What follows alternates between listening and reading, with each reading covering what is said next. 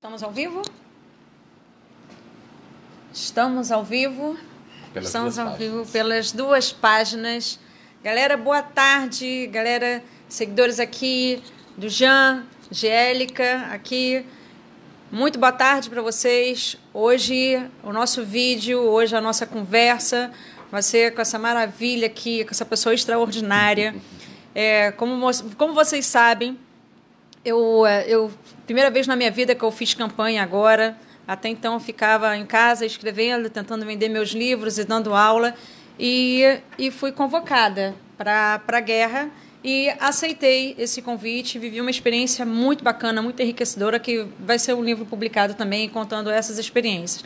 Dentre as coisas maravilhosas que me aconteceram durante essa caminhada como candidata, eu conheci Jean. Querida. Conheci essa doçura e a gente foi acumulando assim muita experiência, muito capital, muita amizade. A gente vai trocando muitas ideias e só pelo fato de conhecer uma figura como essa, para mim já valeu a pena, sabe? Porque sempre te vi na televisão, sempre te vi lá gritando lá, né, com aqueles caras chamando a galera de canalha. Eu falei assim, caraca, que maneiro, olha o que ele tá fazendo, gente. Falou que todo mundo queria falar. Aí eu falei assim, imagina, aí eu tá num lugar e daqui a pouco ele aparece na minha frente. Aí a gente tem que se controlar, tem que fingir que é equilibrada para não ficar tietando, para não ficar doida. E assim, a gente está numa época, muito delicada, uma época da história, como muita gente pode acompanhar, como que a gente tem visto, o discurso de ódio. E, principalmente, a gente está tentando o tempo todo, a impressão que eu tenho, a imagem que eu tenho, aquele desenho animado que tem uma parede cheia de furo, que está saindo água, aí você tampa uma coisa aqui, começa a sair água de lá, você tampa até o tempo assim, e essa água que está saindo são, na verdade, as fake news. A gente está tentando apagar um fogo daqui, daqui a pouco está saindo dali, e a gente fica o tempo todo tentando apagar a fake news. Em 2018, a gente está crente que vai andar em carro voador e está a gente aqui no WhatsApp loucamente tentando explicar para a tia conservadora, né, o que ela está transmitindo é uma notícia falsa. E aí eu convidei o Jean para conversar aqui com a gente, né, na página dele, para quem está assistindo também. Convidei aqui para conversar porque me assustou durante a campanha, o quanto o teu nome foi falado como alvo de fake news. Sim.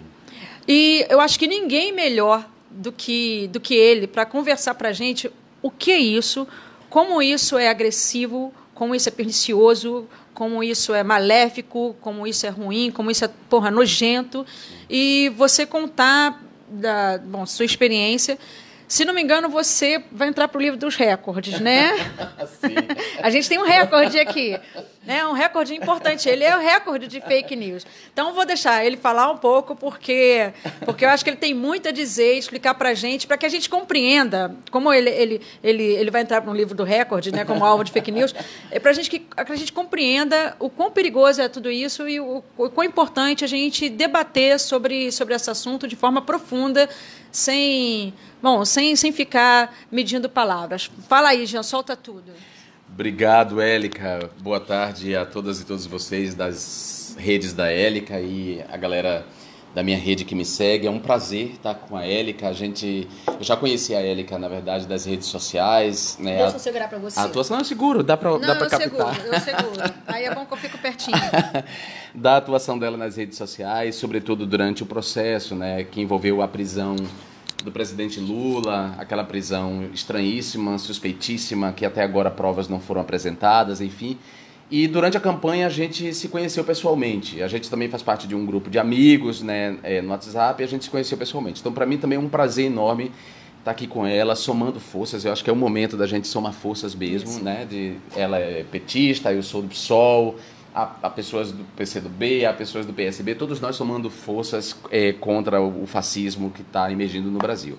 Mas em relação às fake news, assim, primeiro, não é uma informação que eu estou dando, não é uma invenção. A revista Veja, que é uma revista que não tem nenhuma simpatia pelas minhas políticas, diga-se de passagem, reproduziu uma pesquisa, se não me engano, da USP, uma pesquisa que a USP fez acerca das fake news, e dos alvos prioritários das fake news, né? E a revista Veja apontou ali, que é uma revista que não é simpática às minhas políticas, tampouco simpática ao meu partido, apontou que eu sou o campeão de fake news. Quer dizer, as fake news que circulam a meu respeito são 100% negativa. Ixi. Porque, por exemplo, no caso do Lula, há fake news negativa em relação a ele, mas há fake news positiva, né? No caso do Lula é uma proporção de, sei lá, 60%, 70% fake news negativas e 40% de fake news positivas. No caso do Bolsonaro, por exemplo, é o contrário. Ele tem 70%, 80% de fake news positivas, de fake news favoráveis a ele e, sei lá, 20% de fake news negativas. E no meu caso, não. 100% das fake news são negativas que circulam ao meu respeito. Eu sou o alvo prioritário das fake news. E essa não é uma história que começa agora. Aliás, a gente fazer essa arqueologia das fake news, né, se a gente for atrás, como é que elas foram construídas, a gente chega ao ano de 2011, que eu fui eleito em 2010, nas eleições de 2010. No ano de 2011, Bolsonaro, o gabinete do Bolsonaro, começa a fabricar as primeiras fake news contra mim em 2011, porque incomodava esse sujeito a chegada de um homossexual assumido, na Câmara Federal, e um homossexual que, ao mesmo tempo, abria o guarda-chuva dos direitos humanos para caber ali, do ponto de vista legislativo, claro, né, que esse debate já vinha sendo feito na sociedade civil, mas no parlamento, a minha chegada no parlamento abre o guarda-chuva dos direitos humanos para caber a agenda da diversidade sexual. Você foi o primeiro homossexual assumido ali dentro? Não, o primeiro foi o Clodovil assumido, mas o Clodovil não assumia uma agenda. Não assumia a agenda do movimento LGBT, né? Nem tampouco era um defensor de direitos humanos. O Clodovil foi um cara eleito graças ao programa dele lá, que ele apresentava, enfim, foi eleito pelo partido do Valdemar da Costa Neto, que é o PP, o Partido Progressista, que é o partido com pessoas que mais respondem a processos na justiça, e que durante muito tempo foi o partido do Bolsonaro. E é um partido que recebeu propina de grandes empresas, né? Inclusive o próprio Bolsonaro recebeu propina da JBS e ele devolveu ao PP, ao Partido Progressista, e o PP, coincidentemente, depois devolveu uma mesma quantia para a campanha dele, né? Algo suspeitíssimo aí que a gente deveria investigar. Mas, enfim, ele começa a produzir ali as primeiras fake news contra mim, né? Eu sou a pessoa que ele escolhe para produzir um conjunto de fake news e começar a me desqualificar a minha imagem pública. Então tinha a ver com a desqualificação da agenda LGBT e tinha a ver com a tentativa de desqualificar uma pessoa LGBT que servisse de referência. E durante muito tempo, Élica, as pessoas aceitaram isso. As pessoas aceitaram. Todas as fronteiras foram sendo atravessadas com todo mundo achando normal. As pessoas acharam normal o ataque contra uma pessoa LGBT porque nós somos o país que mais mata pessoa LGBT. Então, desqualificar um deputado LGBT não era um problema. As pessoas até achavam pitoresco o que ele fazia comigo. As pessoas até criavam uma falsa simetria, como se nós dois fôssemos extremos, né? Dois extremos. Vários colegas meus, inclusive colegas de partido, viram várias vezes nas sessões, nas reuniões das comissões, na Câmara, Bolsonaro sentar atrás de mim e me insultar, e me xingar de queima-rosca, e me chamar de viado, e dizer que era para eu dar meu cu quando eu pegava o microfone. Vários colegas meus viram isso várias vezes, isso está documentado na Câmara. E as pessoas riam. As pessoas riam, e quando eu me indignava, as pessoas falavam, que é isso, ele é caricato, mas não se importe não ligue não. Quer dizer, no parlamento brasileiro, um cara que jurou defender a Constituição ao se eleger, desrespeitava a liturgia do cargo, desrespeitava um colega e todo o resto achava tranquilo porque se tratava de uma pessoa gay. Um certo dia eu cheguei na Câmara, havia um panfleto apócrifo dizendo que a Dilma era lésbica, né, usando a suposta homossexualidade da Dilma contra ela. Esse panfleto apócrifo estava espalhado pelos corredores da Câmara. Esse panfleto apócrifo foi produzido pelo gabinete do Bolsonaro e espalhado lá. Isso foi espalhado e nenhuma providência foi tomada na Câmara. Nenhuma providência. O Conselho de Ética nunca puniu Bolsonaro por todos os abusos que ele praticou na Câmara. E ele praticou muitos abusos na Câmara. Muitos abusos na Câmara. O Bolsonaro, aí ele passa do ataque a mim para o ataque às mulheres na Câmara. Sobretudo as mulheres de esquerda, né? E tudo isso foi sendo aceito. E as fake news produzidas por ele nunca teve uma resposta concreta dos órgãos que deveriam responder às fake news. A Polícia Federal, e eu posso provar que eu tenho uma série de denúncias feitas à Polícia Federal formalmente, pedindo investigação para rastrear as fake news, de onde elas estavam sendo produzidas, quem eram que espalhavam elas, as fake news. A principal delas, uma que atribui a mim uma declaração falsa sobre a pedofilia, como se eu tivesse defendido a pedofilia numa entrevista à CBN. Uma fake news que me atinge a minha honra, atinge a minha família, atinge tudo, a gente desmentiu nas nossas redes sociais, mas você sabe que o desmentido nunca alcança a mesma coisa. A CBN emitiu um comunicado desmentindo, mas essa fake news retorna o tempo inteiro, ela retorna. A Polícia Federal nunca deu uma resposta. O Conselho de Ética da Câmara, a Polícia Federal nunca deu uma resposta, o Tribunal Superior Eleitoral nunca deu uma resposta. Então, assim, as instituições democráticas que deveriam defender a democracia, que deveriam defender a democracia das fake news, do quanto elas são deletérias, não fizeram a sua parte. E agora a gente viu o monstro se criar dessa maneira. A campanha de Bolsonaro é uma campanha baseada na mentira. Mentira. E ele mente descaradamente. Ele mente descaradamente. E me espanta que as pessoas não percebam isso, que as pessoas façam adesão à mentira dessa maneira tão absurda. Ele foi à bancada do Jornal Nacional e ele apresentou um livro como se fosse do projeto Escola Sem Homofobia, que ele batizou de kit gay, que essa é a principal fake news. Esse é o grande caso de fake news no Brasil. Porque em 2013, esse cara... 2013 não, 2011 mesmo, acho que foi do próprio 2011. Esse cara pegou um projeto, que foi um projeto chamado Escola Sem Homofobia, feito pela Unesco, pela Repro Latina. Foram 3 instituições, não lembro agora, era o Ministério da Educação, Repro Latina, Unesco, fizeram um programa chamado Escola Sem Homofobia, e esse programa buscava combater o bullying homofóbico nas escolas, tornar as escolas um lugar da diversidade, um lugar de respeito à diversidade. E esse projeto construiu um material que seria distribuído a professores e monitores para aprender a lidarem com a diversidade sexual nas escolas. Esse projeto foi construído pelo governo, não tem nada a ver com o parlamento brasileiro, foi construído pelo governo, foi construído no governo Lula e seria implementado no governo Dilma. Então, quando ele soube que esse projeto ia ser implementado, ele começou aí a construção da grande mentira. Primeiro ele batizou o projeto de Escola Sem Homofobia de kit gay, chamou um material que seria distribuído para professores e monitores de kit gay. Criou um pânico moral. Ele pegou, naquela época, ele pegou um material do Ministério da Saúde, um programa de redução de danos entre usuários de drogas injetáveis do Ministério da Saúde, e apresentou esse material como se fosse do Escola Sem Homofobia, dizendo que aqueles desenhos seriam distribuídos nas escolas. Ele disse isso na tribuna da Câmara. Eu dei entrevista, eu falei com vários jornalistas que cobrem a Câmara, com vários jornalistas, que aquilo era uma mentira. Nenhum jornalista desmentiu como deveria. Nenhum jornalista foi lá, fez uma matéria dizendo que se tratava de uma mentira, que aquele cara estava mentindo, que o programa Escola Sem Homofobia não era aquilo.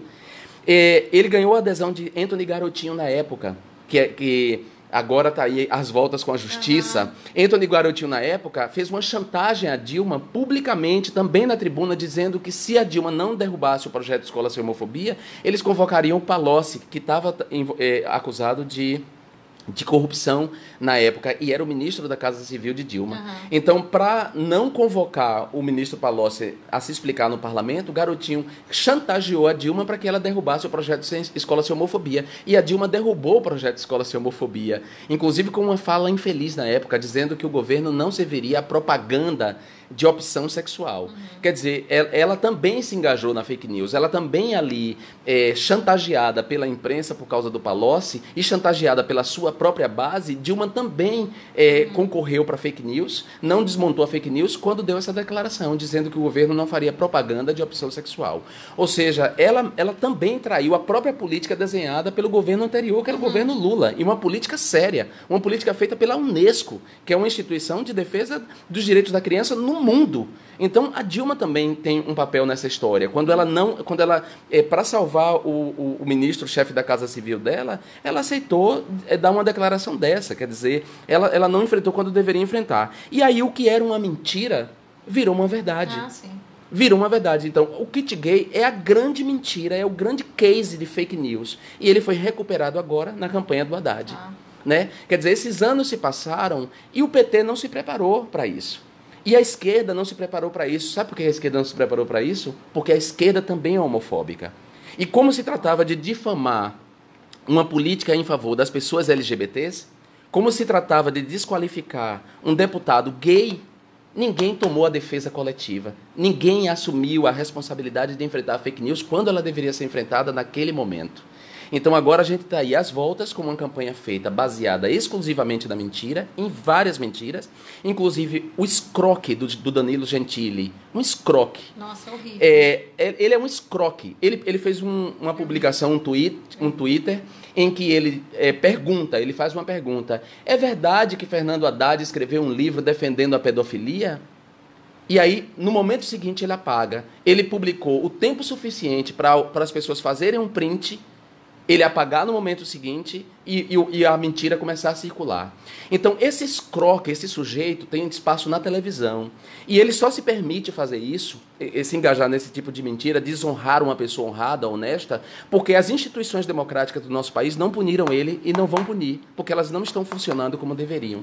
Então, lamentavelmente, sujeitos como ele podem fazer isso, destruir a honra de um homem honrado, casado há 30 anos, com pai ou com esposa e filhos. Pode destruir a honra de uma pessoa como eu, que sou uma pessoa honesta, que toquei a minha vida inteira com honestidade, que passei a minha vida inteira na pobreza, quer dizer, a minha infância inteira na pobreza, a minha adolescência, trabalhando desde os 10 anos para ajudar meus pais em casa, que passei fome, que nunca precisei de apadrinhamento nem corrupção, que não tem um pai na política para me botar na política como esse canalha botou os 3 filhos dele, como 3 parasitas que hoje vivem do dinheiro público. Eu sou uma pessoa honrada, decente, honesta, e essa gente escrota me ataca nas redes sociais com um bando de mentira. Eu queria dizer para essas pessoas, perguntar para elas se elas acreditam mesmo em Deus. Porque se elas acreditassem mesmo em Deus, de verdade, elas saberiam, se elas acham que existe um Deus, que esse Deus estaria olhando para elas, para o que elas fazem. E esse Deus, se elas acreditam que ele existe, algum dia vai punir. Então, eu duvido que essas pessoas acreditem mesmo em Deus. Porque se elas acreditassem, elas não fariam isso. Elas não espalhariam mentira para destruir a vida de uma pessoa honrada, decente, honesta. E elas procurariam saber aquilo que chega no WhatsApp dela, se é verdade ou se não é. Não passariam adiante imediatamente. Mas eu acho também, Eli, que aqui também isso não é só culpa das pessoas, não é só má fé, não é só maldade, não. Tem um pouco de ignorância, tem o fato de que muita gente não sabe distinguir entre o que é uma notícia verdadeira, o que é uma notícia falsa. As fake news, elas trabalham de uma maneira muito bem trabalhada, elas fazem com uma cara de notícia verdadeira, elas usam a palavra folha do sertão, folha, que é para remeter à Folha de São Paulo, né, para parecer que é verdadeiro. Elas usam o design dos portais de notícia para sugerir que é verdadeiro. Então, também tem muito isso, tem muito de ignorância das pessoas e tem muito preconceito. As pessoas são muito preconceituosas e o nosso sistema de educação, infelizmente, não permitiu que as pessoas desconstruíssem os seus preconceitos. Então, as pessoas têm muitos preconceitos contra as pessoas pretas, pobres, moradoras da periferia, contra a comunidade LGBT, sobretudo contra a comunidade LGBT. O grande pânico moral vem sendo construído em torno da comunidade LGBT e da agenda de equidade de gênero. E essa agenda é uma agenda difícil porque a própria esquerda, como eu disse, há muita homofobia na própria esquerda. Né? A própria esquerda nunca levou a sério essa questão da homofobia, da homo-lesbo-transfobia e do caráter epidêmico dos assassinatos de pessoas LGBTs no Brasil. Isso nunca foi levado a sério. Por isso mesmo, a difamação contra mim não foi levada a sério. Por isso mesmo, a fake news do kit gay nunca foi desconstruída de maneira séria, inclusive pela presidenta da República, que não desconstruiu de maneira séria, porque se tratava de sacrificar uma comunidade que já é sacrificada mesmo. Eu acompanhei, fiquei acompanhando, torcendo muito para a sua entrada, torcendo demais. E assim, a gente acompanha em tudo quanto é rede, né? Que a gente está em todas as redes, WhatsApp, Twitter, Facebook. E eu vi o Danilo Gentili comemorando que você não entraria. Sim. Aí ele fez um Twitter, você vê que a pessoa é maldosa mesmo, Sim. né? Muito quinta série, que eles são muito quinta série. Aí eu falei assim, bem feito, vai ter que trabalhar segunda-feira de manhã, você nunca sabe o que é trabalho, vagabundo, que não sei o quê. Aí eu vi, e logo depois a notícia que você tinha... Aí eu falei assim, ai meu Deus. Aí eu falei assim, ai meu Deus. Aí eu falei assim, cara, nossa. Que vergonha pra ele, né? Aí quando ele começou esse tweet, eu falei assim, ai meu Deus, o Juliano tem que entrar. Mas eu falei assim, entrei. Eu falei assim, caraca, comemorei pra cacete. Você, graças a Deus, entrou. E olha, vocês... Ele teve que apagar o tweet dele, porque eu quero dizer pra ele que eu sei o que é trabalho, que talvez ele que não saiba o que é trabalho, né? Ele que desconhece o que é trabalho, ele que se prestou a ser essa figura abjeta, mentirosa. E eu vou dizer uma coisa, não vai demorar muito tempo, as instituições democráticas no Brasil estão falhando nesse momento, mas em algum momento elas vão voltar a funcionar e eu acho que todos esses criminosos terão o preço, terão o troco que eles merecem. Sobretudo esse sujeito, que é um criminoso quanto mais nesse sentido, né? Ele vive de difamação, ele vive de inventar... Discurso de ódio, né? E de fomentar discurso de ódio, né? Ao contrário dele, eu não desejo nenhum mal para ele, não. Eu só quero que ele seja punido pelos crimes que ele comete. Esse que ele cometeu contra Haddad é algo muito sério. Eu espero que Haddad mova um processo e espero que o judiciário brasileiro cumpra o seu papel de reparar o dano que esse sujeito causou ao Haddad dessa maneira, com esse tweet que ele fez. Eu quero dizer para Danilo Gentili que eu vou continuar trabalhando. Eu trabalhei bastante ao longo desse mandato, lhe dando trabalho para mostrar que você é um mau palhaço que virou um palhaço do mal, destalentado, não consegue produzir humor, um mau palhaço que virou um palhaço do mal, um palhaço a serviço do ódio, um palhaço a serviço da homofobia, do ódio aos pobres. Uma figura abjeta, típica de quem tem seguramente problema com o falo. Né? Eu sempre acho que pessoas como ele e que tem aquela voz afinada têm problemas com o falo. Não, acho que todo mundo, né? Eu acho que essa questão, questão sexual... Por que as pessoas... Ele em particular deve ter, Amada. Seguramente ele deve ter. Não, as pessoas que ficam incomodadas, aquele velho ditado, né? Quando o João fala de Antônio, a gente sabe muito mais sobre o João do que o Antônio. Por quê? Por que motivo você incomodaria tanto Bolsonaro? Por que a tua figura incomoda tanto? De que ele tem medo? Será? Eu acho que não sou eu que incomodo, assim. Eu acho que a gente não pode... a gente não pode... representa, né? Isso, exatamente. Então, assim, eu acho que um dos erros cometidos foi exatamente esse, que ao longo do tempo as pessoas personalizarem como se fosse um problema dele comigo, né? Não é um problema dele comigo, é o que eu represento. Eu sou um cara que veio do Nordeste, da pobreza, sou filho de um homem negro com uma mãe branca, estudei a vida inteira em escola pública, eu sou deputado federal, eu sou mestre em letras linguísticas, tudo que eu consegui na vida foi com muito esforço, muito trabalho, com muita competência. Eu publiquei livros, eu sou uma pessoa que domino diferentes assuntos, então eu represento a emergência dos pobres para um lugar em que as pessoas acham que os pobres não deveriam estar. Sim. Sobretudo um pobre gay.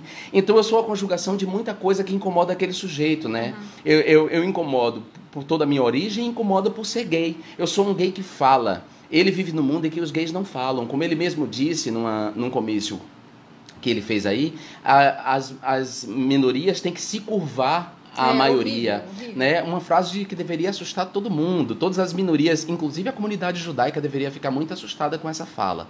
Porque essa fala lembra muito a fala de alguém que produziu o Holocausto. Sim. Por achar que as minorias religiosas, as minorias sexuais, as minorias étnicas têm que se curvar às maiorias, né? Ele disse isso. Então, para ele vive num mundo em que as minorias não podem falar, as minorias não podem estar nos espaços de poder, as minorias não podem ocupar o mesmo lugar que ele. Então, de repente, ele viu um homem gay ocupar o mesmo lugar que ele na Câmara, ocupar a mesma tribuna e ter mais conteúdo do que ele, ter mais repertório do que ele. Porque ele não tem repertório, ele é uma cavalgadura. Não, conteúdo nenhum, né? Ele é uma cavalgadura. Não é à toa que tá fugindo do debate.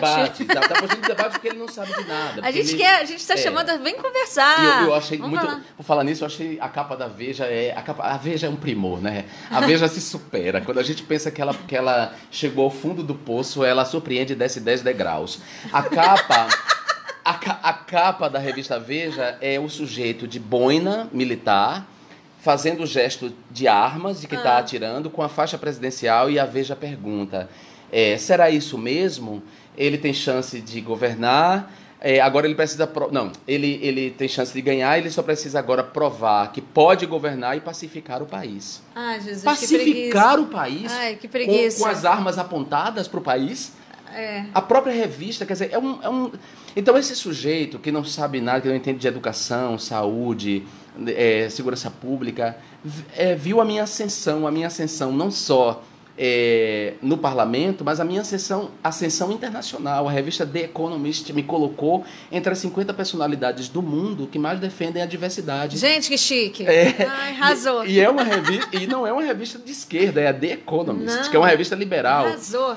Ao lado do Barack Obama, ao lado da Malala, ao lado do Dalai Lama. Ou seja, um reconhecimento internacional. Esse sujeito viu, por exemplo, várias referências ao meu mandato por diferentes organismos internacionais de direitos humanos. Então, para ele, a inveja de ver um gay falando nesse lugar era um incômodo, porque isso representava a possibilidade de ascensão de todos os gays. Isso representava um acréscimo de estima à comunidade LGBT, às lésbicas, às pessoas travestis e transexuais.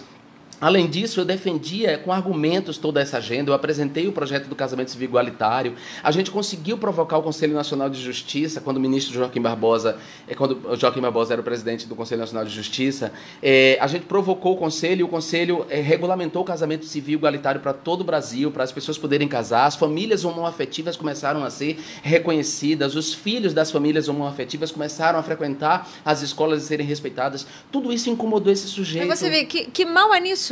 Não há mal nenhum. O mal que há é a mentira que ele espalhou. O mal que há é a mentira que ele e seus correligionários e seus seguidores espalham. Aliás, nesse exato momento, na sua rede, na minha rede, deve ter um bando desses idiotas nos atacando, vários. E eles são tão idiotas, porque uma das questões deles é ele não ter muita inteligência, né? Então eles não sabem que quando eles entram nas nossas redes e eles comentam, eles fazem o nosso algoritmo explodir. Eles fazem a gente sair da bolha. Então, assim, é muito louco imaginar que a gente vai se incomodar com os robôs e com os perfis fakes e mesmo com os seguidores de verdade que entram para nos insultar.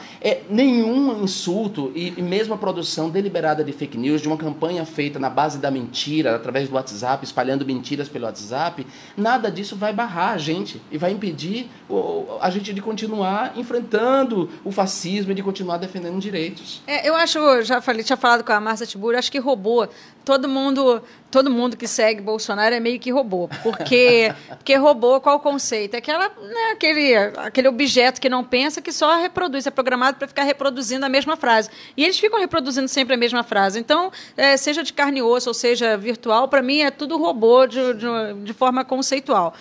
Assim, eu acho muito importante trazer o Jean aqui para conversar com a gente, porque às vezes a gente não tem noção, como ele mostrou aqui, do tamanho do bicho que a gente fica lutando. É isso que ele falou sobre esse início, quanto que foi a luta dele, uma luta solitária. Sim. Né?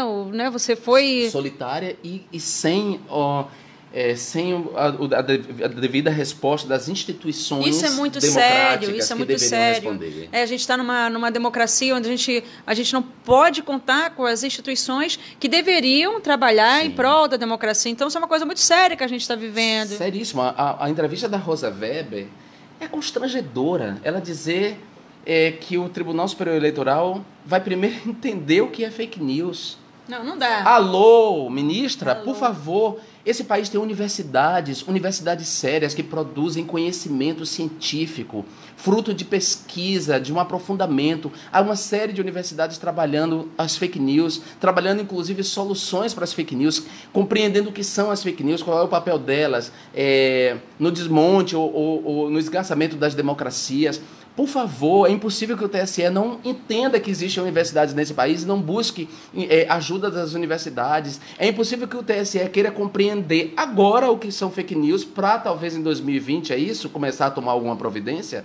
Por favor, as instituições desse país precisam dar a devida resposta. As instituições existem porque nós pagamos impostos nesse país. Todos nós pagamos impostos e esperamos que elas ajam de maneira republicana. Elas não podem agir de maneira partidária. Elas não podem estar a serviço de um partido. Elas não podem estar a serviço de um sujeito. Elas têm que estar a serviço da nação. E agir de forma republicana por exemplo, o TSE ter criado uma resposta para as fake news, para impedir, era o TSE exigir desse candidato que faz a sua campanha na base da mentira nas redes sociais, um compromisso público, coisa que ele não quis fazer quando o Fernando Haddad chamou ele para fazer um compromisso público contra as fake news. Aliás, eu quero também chamar a atenção da imprensa, que é outra instituição, não há democracia sem imprensa livre. E aí eu me pergunto, onde estavam os cérebros de Renata Vasconcelos e de William Bonner quando o candidato Jair Bolsonaro apresentou um livro na bancada do Jornal Nacional dizendo que pertencia ao projeto Escola Sem Homofobia, o que ele chama de kit gay. Aquele livro nunca pertenceu ao projeto Escola Sem Homofobia, um livro publicado pela Companhia das Letras, um livro que foi escrito por uma autora francesa, que foi traduzido em 30 línguas, vendeu mais de 1 milhão no mundo inteiro. O livro nunca integrou o projeto Escola Sem Homofobia, o que ele chama de kit gay. Onde é que o William Bonner estava, que não desmentiu aquele sujeito ali na bancada do Jornal Nacional para deixar claro para o país inteiro que ele é um mentiroso, que ele faz uma campanha baseada na mentira? Quer dizer, eu não entendo como é que a nação pode se engajar numa campanha e declarar a intenção de voto num sujeito que, além de incompetente, que não entende o país em que ele vive, um país de mais de 200 milhões de habitantes, um país de dimensões continentais, ele não entende esse país que ele vive, um sujeito que é incompetente, que não compreende políticas públicas, que está há 30 anos na vida pública e só aprovou 2 projetos inúteis, e nesses 30 anos aumentou o patrimônio dele, aumentou o patrimônio dos filhos dele, que são 3 inúteis, aliás, Danilo Gentili. Por favor, Danilo Gentili, fale alguma coisa. Fale alguma coisa sobre os 3 filhos do Bolsonaro na política. Nunca deram um prego numa barra de sabão. Não conhecem o que é trabalho. E estão os 3 mamando nas tetas do sobrenome do pai do ódio. Por favor, Danilo Gentili, faça alguma coisa. Seja minimamente coerente, palhaço do mal. Mal palhaço. Bom, e eu queria, assim, mais uma vez agradecer. Eu acho que eu gostaria muito, né, de colocar essas pessoas todas para dialogar com você, né? Muitas pessoas para conhecer. As pessoas só xingam, mas não querem debater. Quando a gente começa a debater, a gente está chamando exatamente para isso, para o debate, para a conversa. Por isso coloquei o Jean falando aqui. Eu falei assim, ao invés de eu ficar defendendo você, eu vou colocar ele mesmo para se defender, para falar o que foi essa fake news e falar a tua experiência, tá? Com a graça de Deus, Espírito Santo, glória a Deus, no 3º mandato como deputado federal, vai estar lá tudo de novo, né? Lutando lá, brigando, lutando bravamente. Eu acho que pela comunidade que eu acho que representa, você não só representa a LGBT, como a comunidade mais pobre, os negros da periferia, a juventude negra. Eu vi você fazendo vários trabalhos fantásticos em relação a isso. E assim, eu queria mostrar para vocês também que a gente está nessa. Assim como ele está falando, o Jean está falando, eu estou falando, a gente está aqui aberto ao debate. Queria parabenizar muitos militantes de esquerda que estão fazendo, acho que da forma mais inteligente possível, que é exatamente chamando para conversar, né? E a gente vê a resistência não só em Bolsonaro, como também dos eleitores de Bolsonaro. Todo mundo foge do debate, né? Quando a gente quer conversar, o pessoal os eleitores também deles fogem do debate, eles não conseguem aprofundar uma conversa, né? Imagina você aprofundar uma conversa com essa pessoa aqui, com tanta experiência, com tantas provas, né? Falando sobre o que viveu ali dentro, o que viveu ali dentro do Congresso, como parlamentar, tudo. E aí, finalizando a nossa conversa de hoje, exatamente dando essa mensagem, que eu acho que a gente está no caminho certo, promovendo o debate, promovendo a conversa. E aí eu queria ter uma mensagem final para a gente estar nas 2 redes, né? E você está entrando aqui na minha rede, entrando de portas abertas com muito carinho. Eu acredito que os meus seguidores estão recebendo, estão vibrando com a sua presença, com o nosso contato, com a nossa linha direta aqui, porque você é uma pessoa muito respeitada, pelas pessoas que me seguem também, que têm carinho por mim. E assim, o que você está todo mundo meio assustado com o que está acontecendo, meio com medo. Vejo também, Jean, assim, o desespero, o medo das pessoas LGBTs, que de fato, como a gente está num país que mais mata, né, a gente está num discurso de ódio, isso está muito assustador.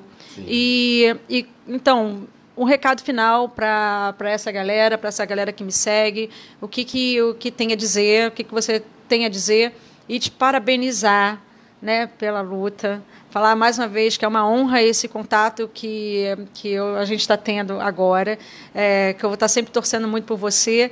E bom, enfim, diga lá, manda lá teu recado final. Bom, eu quero agradecer nosso papo, nossa conversa, muito bom. Agradecer que você me defenda em rodas. Eu acho lamentável que a gente tenha chegado nesse ponto em que as pessoas tenham que defender outras de fake news, de mentiras, quando as pessoas deveriam deixar um pouco a preguiça de lado, né? E dar um Google, ir nas fontes oficiais, ir no site da Câmara, ir nas minhas redes sociais, em vez de acreditar na primeira mentira, E buscar a fonte oficial, né? Duvidar, a dúvida é tão importante. Fazer o exercício de se colocar no lugar da pessoa, né? Pensar assim, poxa, se fosse comigo, e se aparecesse minha foto com uma declaração do lado que eu nunca dei, espalhada para muitas pessoas, como é que minha vida seria? Como é que a vida dos meus filhos seriam? Esse exercício da empatia, né? Eu gostaria muito que as pessoas fizessem a palavra da moda, empatia. Muito importante. As pessoas deixassem de preguiça, pesquisassem e fossem um pouco mais empáticas, se colocassem no lugar dos outros. As pessoas revissem seus preconceitos, né? O quanto elas são preconceituosas e o quanto elas não admitem. Dizer que esse caráter epidêmico que está ganhando os ataques às pessoas LGBTs, esse caráter epidêmico só é possível porque as instituições não estão dando a resposta que devem dar. Então eu pergunto às polícias estaduais e às polícias civis o que estão fazendo para defender os cidadãos LGBTs desses ataques. Eu pergunto ao TSE, ao Tribunal Superior Eleitoral e a todo o Judiciário e o Ministério Público principalmente, que é o órgão de defesa da sociedade, o que o Ministério Público está fazendo diante desses ataques de sujeitos que votam nesse candidato, são seguidores desse candidato. O que o Ministério Público está fazendo em relação às suásticas desenhadas nas paredes e nos corpos das pessoas? O que o Ministério Público, Polícia Civil e Polícia Militar estão fazendo? São instituições pagas por nós. Nós não vivemos de favores, não. Nós, pessoas LGBTs, pagamos impostos, trabalhamos e pagamos impostos. A gente tem direito a uma vida, a gente tem direito à livre circulação. A gente vive ainda num país livre, ainda. Estamos defendendo esse país livre e democrático. Eu pergunto a essas instituições o que é que elas estão fazendo. Em todos os estados, as chefias das polícias civis em todos os estados, ao comando das polícias militares em todos os estados, as guardas municipais em todos os municípios. Eu pergunto ao Ministério Público o que é que vocês estão fazendo em relação a esse caráter epidêmico da violência política que está acontecendo no Brasil. Essa é uma pergunta. Vocês são instituições, pagam com os nossos impostos. Vocês têm o dever de serem republicanos e defender a gente. Por fim, a mensagem final. Quero dizer para as pessoas que a palavra de ordem da minha campanha foi resista. Resista, resistência. Eu queria ler a letra de uma música da Pitty, que é baiana como eu, roqueira, que ela diz o seguinte, a letra diz, tantas decepções eu já vivi, aquela foi de longe a mais cruel, um silêncio profundo e declarei, só não desonre o meu nome. Você que nem me ouve até o fim, injustamente julga por prazer, cuidado quando for falar de mim, e não desonre o meu nome. Será que eu já posso enlouquecer ou devo apenas sorrir? Não sei mais o que eu tenho que fazer para você me admitir. Para você admitir que você me adora, que você me acha foda. Não espere eu ir embora para perceber que você me adora, que você me acha foda. Não espere eu ir embora para perceber. Perceba que não tem como saber, são só os seus palpites na sua mão. Sou mais do que o seu olho pode ver. Então, não desonre o meu nome. Não importa se eu não sou o que você quer, não é minha culpa a sua projeção. Aceito a apatia se vier, mas não desonre o meu nome. Ai, que lindo, que lindo. Então, encerra aqui também com essa mensagem, depois dessa letra da Pitty. Da Pitty, maravilhosa. Mais uma vez falando que toda forma de amor é natural. Sim. O ódio não, o ódio é construído, o ódio é cultural. E a gente está vendo um discurso de ódio muito forte. E assim, primeira vez que já vi, antes de ver, já amava. E agora, amando mais ainda, querendo mostrar para vocês que nós estamos juntos aqui, sim, colados, fazendo um movimento contra essa onda fascista e que o amor há de vencer o ódio. Sim, o amor há de vencer. Sempre, sempre. Aliás, Mayakovsky, no poema O Amor, ele diz isso, né? O amor talvez construa um dia em que a família em que o pai seja pelo menos o universo e a mãe seja, no mínimo, a terra. Nossa, que lindo. Então, com isso, a gente se despede aqui. Gente, obrigada aí pela companhia, por tudo. E assim que der, a gente volta juntinho. Tchau.